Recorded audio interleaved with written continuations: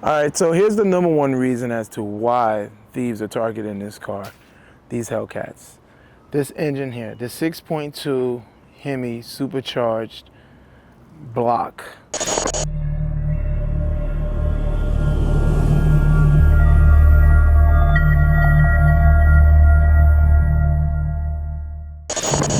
Hellcats are one of the most favorite cars on the street, and unfortunately, they're also a major target for thieves. Here's how they're stealing them and what you can do to protect your car. Here's some reasons why some people prefer to steal these Hellcats, why the thieves track these Hellcats. We start with this. Gone in 40 seconds. Have you guys seen this video? I haven't. This is wild. 40 seconds. That's roughly how long it took the manager at a Kentucky dealership, or he said how long it took this group of thieves to take off with 6 Dodge Challenger Hellcats. Now, those cars called Hellcats, they're worth roughly $100,000 each. The manager says he believes this was an inside job. Why? Because the suspects knew where to find the keys and they knew how the security system worked. They basically came in, they cased it, and they left. The thieves, though, didn't get away scot-free because 5 of those cars have already been recovered. At least one person is under arrest. But wow, that's something right out of a movie, right? What is this? What was this? The first thing is the resale value. Having a Hellcat, any parts on this thing, the resale value is high. Whether you own it, stole it, whatever it may be, I can go to the dealership right now and try to trade my Hellcat in and pretty much get a real decent deal on it. It's the same for those who steal it in the on the black market. The second reason is, desirability, right? Because so many people desire it means that there's more Hellcats floating around here driving in these streets. The last part is how the car can be stripped down and the parts are sold for quite a bit of money. Now, I'm gonna show you exactly what parts are mainly being targeted on these Hellcats. All right, so here's the number one reason as to why thieves are targeting this car, these Hellcats. This engine here, the 6.2 Hemi supercharged block with the supercharger on it, is the reason why this car is being targeted. This car, the Trackhawk, the Scats, it's the drivetrain mainly. All the other stuff is cool, but this is the main reason. I think a block like this can go for about $5,000 on the black market, maybe $7,000, depending on where you are, who's selling it, and things like that. So you can get this block that costs pretty much almost $50,000 to $70,000. Well, I'll say $50,000, right, for a brand new block on the black market for like a fraction of that price. So you can get that block for about $7,000. Another thing that's common in being stolen are obviously the seats. Then they come in and take this whole dash. The entire dash is swappable. Steering wheel, steering column. We got the whole drivetrain. Now there are some Chrysler 300s out there that has this exact setup. You would think that you're inside of a Challenger or Charger in a Chrysler 300 because it's an exact fit and it's a plug and play. So that is the main reason why. A dash, you can buy a dash. They're parting out doors, wheels, Brimbos, drivetrain. I mean, not the drivetrain, but the drive shaft. Pretty much any and everything is being sold on these cars.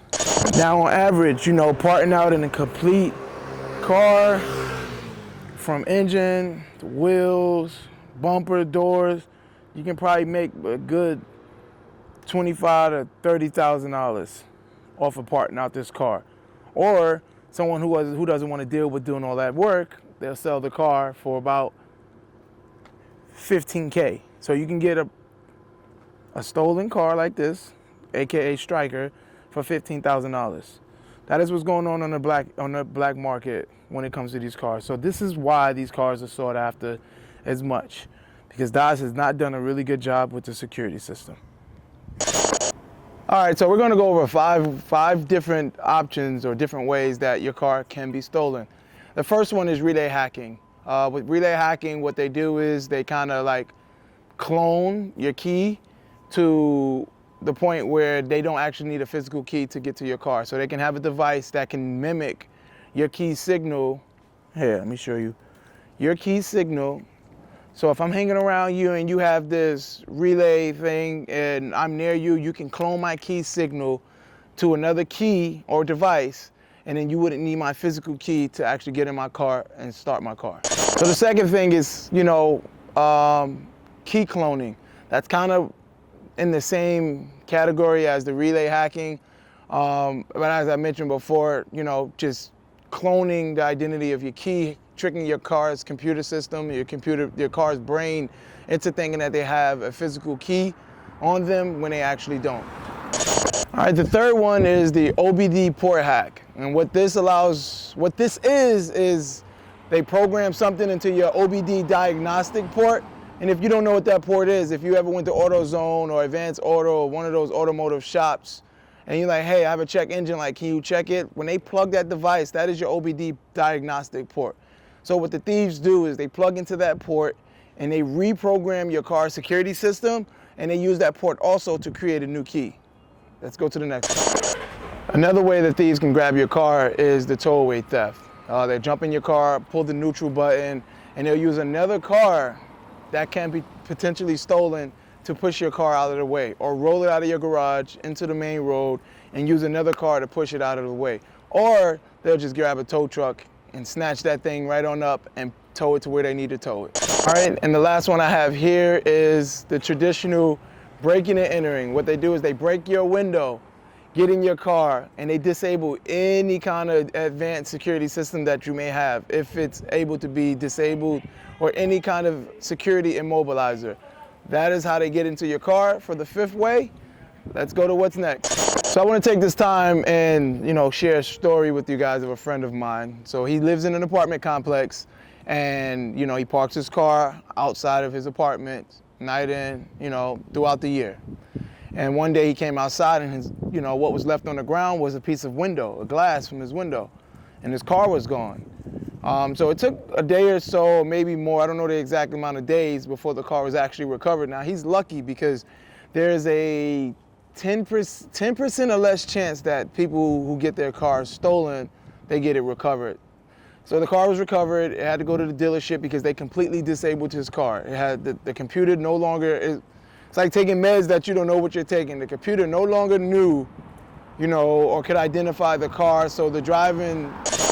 So yeah, it took a few days for my buddy to get his car back, recovered from the police. But then again, as I mentioned, it was in the dealership for a while because they completely disabled the car. Now, once he was able to get his car back, the officers offered, the cops, the task force offered him an opportunity to use his car as the bait car. And I think he signed up for that, to kind of prevent, thieves from stealing cars in this area further. So now I want to discuss some opportunities for you guys to get some preventative measures in place to prevent or ward off these thieves from stealing your Hellcat. One thing that I mentioned earlier was the RF relay hack. They have some RF blocker pouches that you can put your key in nowadays to kind of block that. So if your key's in that pouch, they can no longer communicate with your key as long as it's in that pouch. So you can get the pouch, and as you're walking around others, you can be safe that no one's cloning that key. The next option that you can do is a steering wheel lock. Now, we all know, like, who the hell is about to put a steering wheel lock or a steering wheel club on their steering wheel? It's so old school and traditional, but in some cases I've noticed that it has saved a couple Hellcats and Scat Packs from being stolen. So that's also something else you can use. Another option you have is an aftermarket immobilizer. So what it does is it disables your car's natural functioning abilities, meaning your key fob won't work, there's no reprogramming of your system. It kind of disables that, put it in a dormant mode where it keeps your car safe. Now this is an added security feature on top of your existing security feature. If you're interested in that, I would suggest you do some research because a lot of these immobilizer security systems have helped a lot. Is have your mechanic relocate your OBD. Remember, the OBD is the port that AutoZone plugs into to test whether you have a check engine and what those codes are. So you can always have those relocated to where it makes it that much longer, for that thief to get in your car and take your car. Next, you have a GPS tracker. Now, some people use a geo tracker where it alerts you on a device if your car leaves certain parameters. You have a GPS tracker. Some people use as a GPS tracker, air tags, and other forms of like tracking devices to always know where their car is. So you can use that as an additional layer of security to prevent the thieves from taking your car, or for you to go in and recover your car, because I do know a few people who's gotten their car back using the air tag. So having surveillance cameras around your property is also something else to, deter these thieves from stealing your car. If someone walks up to your apartment, wherever you may be, your home, if you got a couple cameras out there, it is a deterrent system, but lately they don't care. They're walking up to your Ring camera with a firearm, showing you that they have a firearm, daring you to come out as they take your car. So this is more of a strong arm approach that has become more and more, lately. And if that is in fact the case, I would take some security parameters yourself to make sure that you and yours are safe. Last but not least, there's the infamous kill switch. This is a device that disables your system, and it allows you time to get, alerts or whatever additional security systems that you have in place. That way you can get out there and prevent your car from being stolen, whether that's call the cops, that's whether you go out there, be Rambo, I don't suggest that, or whatever it may be. But this additional kill switch is another layer to prevent your car from being stolen, and it has proven to work time and time again. So if you have a friend of a friend whose car window has been broken, but they weren't able to successfully steal the car, it's because they had a kill switch in there on top of the other layers of security measures. Protecting your Hellcat starts with understanding how the thieves operate. This gives you an opportunity to provide some precautionary steps and actions, whether it's an immobilizer, whether it's a kill switch, an additional security system. All of these things are precautionary actions, and understanding what the thieves would do to your car in order for you to keep your car on the road, in your possession, and you happy.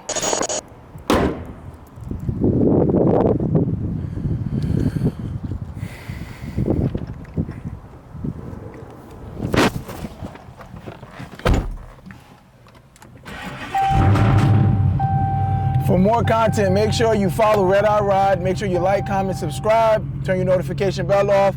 This video here is preventative for you guys to keep your Mopar safe and out of the thieves' hands. See you in the next video.